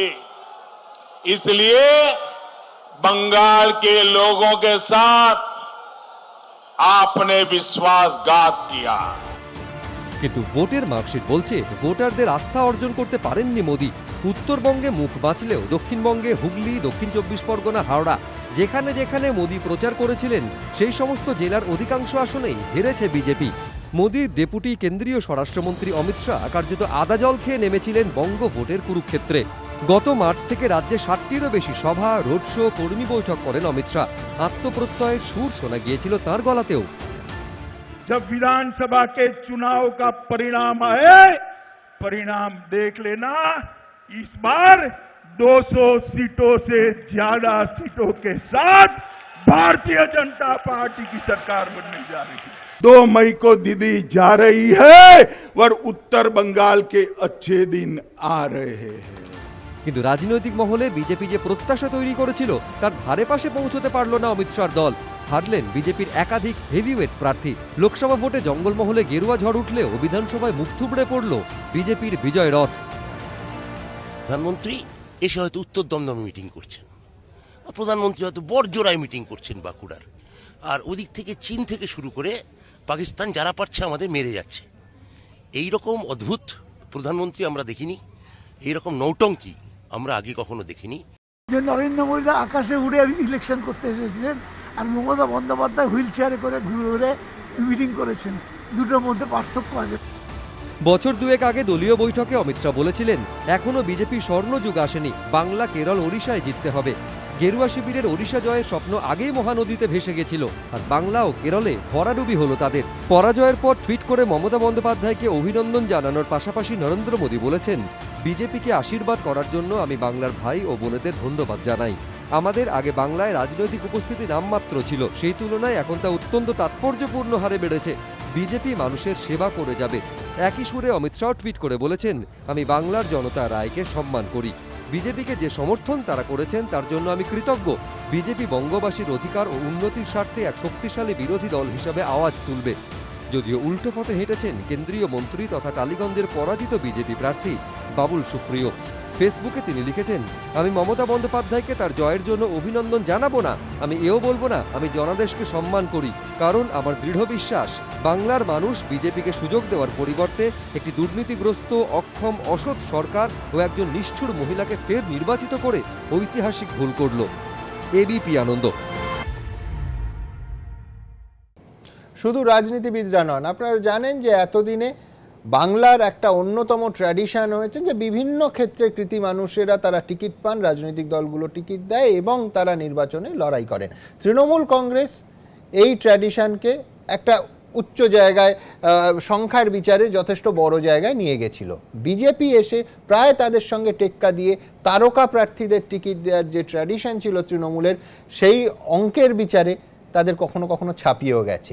কিন্তু আজকে এই নির্বাচনের ফলাফল যখন আমাদের সামনে এসছে, তখন কার কীরকম মার্কশিট, একাধিক তারকা প্রার্থী কিন্তু রীতিমতো চমকে দেওয়ার মতো ভালো ফল করেছেন, আবার অনেকের তরি ডুবেছে। দেখুন। অনেক ধন্যবাদ, অনেক অভিনন্দন। বাংলার মানুষ, বাংলার জয়, বাংলার জয়, বাংলাই পারে, বাংলাই পারে। আসন জয়ের ফের ডাবল সেঞ্চুরি। টানা 3 বার মুখ্যমন্ত্রী হবার পথে মমতা বন্দ্যোপাধ্যায়। 2016 বিধানসভা চেয়েও বড় জয়। বাংলায় 200 আসন বহু দূরের কথা, 3 অঙ্কের বহু দূরেই আজকে গেল বিজেপি। বাবুল সুপ্রিয়, লকেট চট্টোপাধ্যায়ের মতো মহারথীদের যেমন পতন হয়েছে, তেমনি হিরণ চট্টোপাধ্যায় বাদে বিজেপির সব তারকা প্রার্থী ডাক কাটতে ব্যর্থ। উল্টো দিকে কথা রেখে অর্জুন সিং এর ডেরায় ব্যারাকপুরে গিয়ে বিজেপিকে হারিয়ে বড়সড় চমক দিলেন পরিচালক রাজ চক্রবর্তী। টালিগঞ্জের নামজাদা পরিচালককে ভোটের লড়াইয়ে বিন্দুমাত্র গুরুত্ব দিতে চাননি যে অর্জুন, সে সত্যি নিজের গড়ে একদা তার অনুগামী মনীষ শুক্লার বাবাকেও জেতাতে ব্যর্থ হলেন তিনি। যবে প্রথম পা রেখেছিলাম ব্যারাকপুরে, তবেই কনফিডেন্স হাই হয়ে গেছিল এবং এখানকার মানুষজন, এখানকার ভালোবাসা, উন্মাদনা আমাকে এটা বুঝিয়ে দিয়েছে যে আমি এই সিটটা আমরা জিতছি। ওখানে প্র্যাকটিক্যাল কাজটা বেশি হয়, মানুষের সঙ্গে প্র্যাকটিক্যালি লোকের সম্পর্ক বেশি রাখে। ওই চলচ্চিত্র বা সিনেমা বা নাটক একটু ওখানে কম দেখে লোক বা কম বুঝে। তো এটা কেউ কেউ আমাকে সন্দেহ করে বলছে কি হলো ব্যারাকপুরে এরকম ক্যান্ডিডেট মমতা ব্যানার্জি দিল কেন। তখন আমি বলেছি কি ভাই, ব্যারাকপুরে ক্যান্ডিডেট উনি দিয়েছেন, এটা আগে থেকে বুঝে গেছেন, এই জন্যে ওখানে বেশি সময় নষ্ট না হয়। ব্যারাকপুরে রাজ চক্রবর্তীর পাশাপাশি মেদিনীপুরে জুন মালিয়া, উত্তরপাড়ায় কাঞ্চন মল্লিক থেকে ঝাড়গ্রামে বীরবাহা হাঁসদা জিতলেন তারকারা। সবাইকে রিকোয়েস্ট করবো যে কোনো রকম অশান্তি ঝামেলার মধ্যে যাতে না যায়। কেউ যদি ভয় দেখাতে চায় বা চোখ রাঙানি করতে চায়, তাহলে তার জায়গা কিন্তু জেল হবে, সেটা আইনত হবে। বাংলা শুধু বাংলার মেয়েকেই চায়। জয় বাংলা। খেলা শেষ, এবার যেটা হবে সেটা করোনার এগেইনস্টে লড়াই হবে। জয়ের হ্যাট্রিক করেছেন বারাসাতের চিরঞ্জিত চক্রবর্তী। বড় ব্যবধানে জিতেছেন সোনারপুর দক্ষিণের প্রার্থী লাভলি মৈত্র। রাজারহাট গোপালপুরের তৃণমূল প্রার্থী অদিতি মুন্সি। চণ্ডীপুরে সোহম চক্রবর্তী। সকলকে অনেক অনেক ধন্যবাদ জানাই যারা আমার উপর এই ভরসা বিশ্বাস রেখেছে। আমরা প্রথম থেকেই আমি বলে এসেছিলাম যে 200% আশাবাদী ছিলাম জয় নিয়ে। তবে হাড্ডাহাড্ডি লড়ে হেরে গেছেন আসানসোল দক্ষিণের তৃণমূল প্রার্থী সায়নী ঘোষ। কৃষ্ণনগর উত্তর কেন্দ্রে মুকুল রায়ের কাছে হার মানতে হয়েছে রূপলী পর্দার আরেক মুখ তথা তৃণমূল প্রার্থী কৌশানী মুখোপাধ্যায়কে। বাঁকুড়া কেন্দ্রে ফটো ফিনিশে হার মানেন তৃণমূলের সায়ন্তিকা বন্দ্যোপাধ্যায়। তৃণমূলের তারকা প্রার্থীরা যখন সিংহভাগী ভিক্টি সাইন দেখাচ্ছেন, তখন লড়াইয়ের ময়দান থেকে ক্রমশ পিছোতে থাকেন বিজেপির সেলিব্রিটি প্রার্থীরা। শুরুতে লিড পেয়েও ধরে রাখতে পারেননি চণ্ডীতলার বিজেপি প্রার্থী যশ দাশগুপ্ত। বেহালা পশ্চিমে তৃণমূলের পার্থ চট্টোপাধ্যায়কে সেভাবে লড়াই দিতে পারেননি শ্রাবন্তী চট্টোপাধ্যায়। বেহালা পূর্বের বিজেপি প্রার্থী পায়েল সরকারও ছাপ ফেলতে ব্যর্থ। বরানগরের বিজেপি প্রার্থী পার্ণ মিত্র হয়েছেন নাস্তানাবুদ। শেষ রক্ষা করতে পারেননি শ্যামপুরের বিজেপি তারকা প্রার্থী তনুশ্রী চক্রবর্তী। উলুবেড়িয়া দক্ষিণে পাপিয়া অধিকারী বড় ব্যবধানে হেরেছেন। বিজেপির তারকাদের মধ্যে একমাত্র হিরো হিরণ। হাড্ডাহাড্ডি লড়াইয়ে খড়গপুরের তৃণমূলের প্রদীপ সরকারকে হারান বিজেপির এই সেলিব্রিটি প্রার্থী। যে সরকারে থাকুক, যে সরকারে না থাকুক, যে জয়ী হোক, যে বিরোধী হোক, আমাদেরকে মানুষ যে চাইছেন মানুষের সঙ্গে থাকবো, মানুষের সঙ্গে মানুষের জন্য কাজ করতে হবে। মানুষ যেখানে টিএমসিকে চেয়েছে, টিএমসি মানুষের সঙ্গে থাকবেন, মানুষের জন্য কাজ করবেন। মানুষ যেখানে বিজেপিকে চেয়েছেন, সেখানে মানুষের জন্য বিজেপি কাজ করবে। প্রার্থীদের নাম ঘোষণার সময় তারকাদের ক্ষেত্রে মমতা বন্দ্যোপাধ্যায় বলেছিলেন এরা দলের ইয়ং ফেস। খেলা শেষে তৃণমূলের তারকারা হয়ে উঠলেন সিকান্দার। সৌরভ বন্দ্যোপাধ্যায়, সমীরণ পাল ও কৌশিক গাতাইতের রিপোর্ট, এবিপি আনন্দ। নিঃসন্দেহে ব্যারাকপুরে যে কোনো জয় খুব কঠিন, কিন্তু ব্যারাকপুরে রাজ চক্রবর্তীর জয় প্রথম দিন থেকে যেভাবে ক্যাম্পেইন চালিয়েছেন রাজ, অর্জুন সিংহের উল্টো দিকে নিঃসন্দেহে অভিনন্দনযোগ্য এবং নিঃসন্দেহে বড় জয়।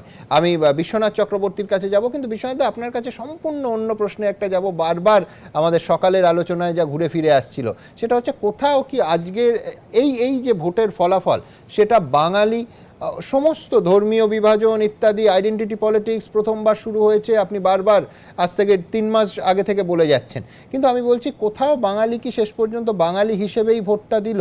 মানে যে ধরনের বিভাজন হয়েছে একাধিক তরফে, আমরা তো এর আগে কোনো দিন দেখিনি। ডেফিনেটলি মতুয়া ভোটের আগে বামফ্রন্টের নেতারা, বড়মা তখন বেঁচে বড়মার সঙ্গে দেখা করতে যেতেন ইত্যাদি ইত্যাদি, কিন্তু তাদের মেন স্ট্রিম রাজনীতিতে এনে এবং অন্তজ দলিত শ্রেণী বিভিন্ন SC ST আলাদা করে একেবারে কখনো তোষণ কখনো আলাদা করে অ্যাড্রেস করে এই ধরনের আইডেন্টিটি পলিটিক্স এত স্পেসিফিক্যালি পশ্চিমবঙ্গে নতুন। এরপর এই নির্বাচনের পর পশ্চিমবঙ্গের রাজনীতি কি নতুন পথে হাঁটা শুরু করলো বিশ্বনাথ চক্রবর্তী? ঠিকই সুমনদা, এটা গুরুত্বপূর্ণ প্রশ্ন। বিজেপি নির্বাচনী রাজনীতিতে পরাজিত হয়েছে, একেবারে সরাসরি তৃণমূল কংগ্রেসের সাথে কাছে পরাজিত হয়েছে। 2019-এর নির্বাচনের ফলাফলও ধরে রাখতে পারেনি। আদিবাসী এলাকা জঙ্গলমহল থেকে শুরু করে উত্তরবঙ্গের বিস্তীর্ণ অঞ্চল যে পারফরমেন্স 2019-এ করেছিল সেগুলো ধরে রাখতে পারেনি এবং আসন সংখ্যা 75-এ নেমে এসছে। এবং এই প্রথম শাসক এবং বিরোধীর মধ্যে পার্থক্য, প্রাপ্ত ভোটের পার্থক্য 10%।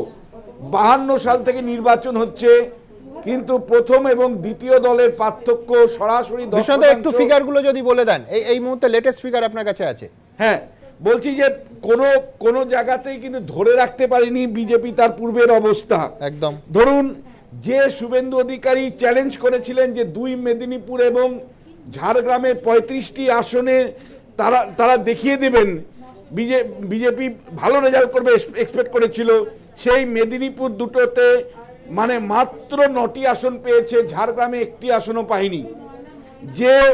যে বাঁকুড়া জেলাতে 12টি আসন পেয়েছিল সেখানে মাত্র 5টি আসন পেয়েছে। যে পুরুলিয়া জেলায় 9টির মধ্যে 7টি আসন পেয়েছিল সেই পুরুলিয়া জেলাতে আসন কমে 5 হয়েছে। বিশ্বনাথ, একটা জিনিস জিজ্ঞেস করতে চাইবো, সার্বিক শতাংশের রিপোর্ট কি আপনার কাছে আছে? যেটা আমরা দুপুর অবধি দেখছিলাম প্রায় 50%-এর কাছাকাছি তৃণমূল কংগ্রেস পৌঁছে গেছে। আছে নির্দিষ্ট করে আপনাকে বলছি, মোট যে ভোট প্রাপ্ত ভোট তার 48% পেয়েছে তৃণমূল কংগ্রেস, 48%, আর তার থেকে 10% ভোট কম পেয়ে 38% ভোট পেয়েছে বিজেপি। অর্থাৎ শাসক এবং বিরোধী ভোটের তফাৎ 10%। এরপরে যদি আমরা বাম এবং কংগ্রেসের দিকে তাকাই তাহলে সিপিআইএম মূল দল হিসাবে 4.5% ভোট পেয়েছে এবং কংগ্রেস 3%-এরও একটু কম ভোট পেয়েছে। ফলে তাদেরও কিন্তু একটা বড় ইরোশন এই নির্বাচনে পরিষ্কার ধরা পড়েছে, শুধু আসনের জায়গা থেকে নয়, প্রাপ্ত ভোটের জায়গা থেকে। পরিষ্কার করে যদি আমি বলি তাহলে বিজেপি যে বাঙালির আবেগের রাজনীতি উপর ভিত্তি করে তৃণমূল কংগ্রেস এই নির্বাচনটা লড়াই করেছে, কোনো একটা জায়গায় কিন্তু বিজেপিকে মনে হয়েছে খুব কাঠখোট্টার দলের মতন। অর্থাৎ আরো পরিষ্কার করে বললে যে বিজেপির রাজনীতির মধ্যে কিন্তু আবেগ ছিল না। 2018-র পঞ্চায়েত নির্বাচনে যেভাবে ভোট হয়েছিল সেই আবেগকে দিলীপ ঘোষ এবং সুব্রত চ্যাটার্জিরা ব্যবহার করে 2019-এর নির্বাচনের ফলাফল করতে পেরেছিলেন। 19-এর নির্বাচন ফলাফল করার পরে আবেগ বর্জিত কেবলমাত্র কাঠামোগতভাবে এবং কৌশলগতভাবে রাজনীতিটাকে দেখবার ফলে বিজেপি কিন্তু আইসোলেট হয়েছে মানুষের। বেশ আমি এই মুহূর্তে আরেকটা ইস্যু যেটা অত্যন্ত গুরুত্বপূর্ণ প্রত্যেক দেশবাসীর কাছে এবং রাজ্যবাসীর কাছে তো বটেই, এবং নিঃসন্দেহে খানিকক্ষণ আগে মমতা বন্দ্যোপাধ্যায় যখন প্রথমবার প্রতিক্রিয়া দিচ্ছিলেন এই চ্যানেলকে, তিনিও বললেন যে এই মুহূর্তে সরকারের 1 নম্বর প্রায়োরিটি, সব থেকে বড় চ্যালেঞ্জ হচ্ছে কোভিড সিচুয়েশন ফেস করা, যেখানে খানিকক্ষণ আগে বললাম শুধু গত 24 ঘন্টায় 17,000-এরও বেশি মানুষ আক্রান্ত হয়েছেন এবং 93 জন শুধু গত 24 ঘন্টায় আমাদের এই রাজ্যে মারা গেছেন। নিঃসন্দেহে এই মুহূর্তে সরকারের প্রাথমিকতা, ফার্স্ট প্রায়োরিটি কোভিড সামলানো। দেখুন, সেন্ট্রাল গভর্নমেন্টকে রিকোয়েস্ট করব সারা ভারতবর্ষের 140 কোটি লোকের কাছে ইমিডিয়েট ফ্রি ভ্যাকসিন পৌঁছে দেওয়ার জন্য, এবং তা যদি না দেয় তাহলে আমি কিন্তু আগামী দিন গান্ধী মূর্তির সামনে আমি আমার অহিংসা আন্দোলন আমি শুরু করব। তৃতীয়বারের জন্য নবান্নের চেয়ারে বসতে চলেছেন মমতা বন্দ্যোপাধ্যায়। আর বিপুল আসন পেয়ে দল ভোটে জিততেই তিনি বুঝিয়ে দিলেন এবার তার মূল লক্ষ্য একটাই, করোনা মোকাবিলা। কোভিড কমে গেলে এটা খুব বড় বিজয় মিছিল হবে এবং সেই বিজয় মিছিল আমরা ব্রিগেড প্যারেড গ্রাউন্ডে করব। এখন আপাতত বিজয় মিছিল না করে, ভিক্টরি প্রসেশন না করে আসুন আমরা কোভিড নিয়ে মানুষের পাশে দাঁড়াই, আমরা সবাইকে বাঁচাই, আমরা সবার পাশে থাকি। বাংলা সহ গোটা দেশ জুড়ে ভয়ঙ্কর হয়ে উঠেছে করোনা। দেশে দৈনিক মৃত্যু রবিবারও ৩৫০০-এর বেশি। গত ২৪ ঘন্টায় করোনা দেশে প্রাণ কেড়েছে ৩৬৮৯ জনের। লাগাতার ৩৫০০-এরও বেশি মানুষ প্রতিদিন করোনায় আক্রান্ত হচ্ছেন। দেশের দৈনিক সংক্রমণ শনিবার পার করেছিল ৪ লক্ষের গণ্ডি। রবিবার তা সামান্য কমেছে। রবিবার দেশে নতুন করে আক্রান্ত হয়েছেন ৩,৯২,৪৮৮ জন। বাংলাতেও করোনা পরিস্থিতি ভয়ঙ্কর। শনিবারই দৈনিক মৃতের সংখ্যা প্রথমবার ১০০ ছাড়িয়ে গেছে। শুক্রবার সংখ্যাটা ছিল ৯৬, বৃহস্পতিবার ৮৯, অর্থাৎ মৃত্যু মিছিল দিনে দিনে বাড়ছে। এই পরিস্থিতিতে ভ্যাকসিনের চাহিদা মারাত্মক, কিন্তু পর্যাপ্ত ভ্যাকসিনের অভাবে ১ মে থেকে বাংলা সমেত দেশের একাধিক রাজ্যে ১৮ বছরের ঊর্ধ্বদের মধ্যে ভ্যাকসিনেশন চালু করা সম্ভব হয়নি। এই পরিস্থিতিতে ফের একবার কেন্দ্রের কাছে পর্যাপ্ত ভ্যাকসিনের যোগান ও বিনামূল্যে ভ্যাকসিন দেওয়ার পক্ষে সওয়াল করেছেন মমতা বন্দ্যোপাধ্যায়। কোভিডের ঝড়ে সামনে দেব এবং এটুকু আমি নিশ্চয়ই বলবো, বিনা পয়সায় ভ্যাকসিন আমরা সবাইকে দেব। এবং আমি আজকের দিনে সেন্ট্রাল গভর্নমেন্টকে রিকোয়েস্ট করব সারা ভারতবর্ষের 140 কোটি লোকের কাছে ইমিডিয়েট ফ্রি ভ্যাকসিন পৌঁছে দেওয়ার জন্য। আমি লকডাউন নিয়ে এখনই কথা বলছি না। Let me meet my officers, let me take my oath and then we will discuss into in details. We will be with the people. চিকিৎসকরাও নতুন সরকারের কাছে অনুরোধ করছেন করোনা মোকাবিলায় দ্রুত ঝাঁপানোর জন্য। করোনা এখন যে পরিস্থিতিতে গেছে, ইমিডিয়েটলি কিছু ব্যবস্থা নিতে হবে। বেড সংখ্যা বাড়াতে হবে। আমাদের সমস্ত হেলথ কেয়ার সিস্টেমটা কলকাতার দিকে তাকিয়ে বসে আছে। আমরা জেলায় জেলায় বিভিন্ন জায়গায় যেখানে সুপার স্পেশালিটি হসপিটালগুলো গড়ে উঠেছে বা অন্য যেগুলো আছে, সেখানে করোনার চিকিৎসাটা যাতে করা যায়, যাতে তাদের ওই ছুটে না আসতে হয়। আমাদের নতুন সরকার যেন ডাক্তারদের কাছে সাহায্যের হাত বাড়িয়ে দেয়। ভয়ঙ্কর করোনা পরিস্থিতি মোকাবিলায় রবিবারও রাজ্যে ছিল আংশিক লকডাউন। বন্ধ শপিং মল, সিনেমা, রেস্তোরাঁ, পার্লার, জিম। সকাল ও বিকেলে নির্দিষ্ট সময় খোলা ছিল বাজার। ময়ূখ ঠাকুর চক্রবর্তীর রিপোর্ট, এবিপি আনন্দ, কলকাতা।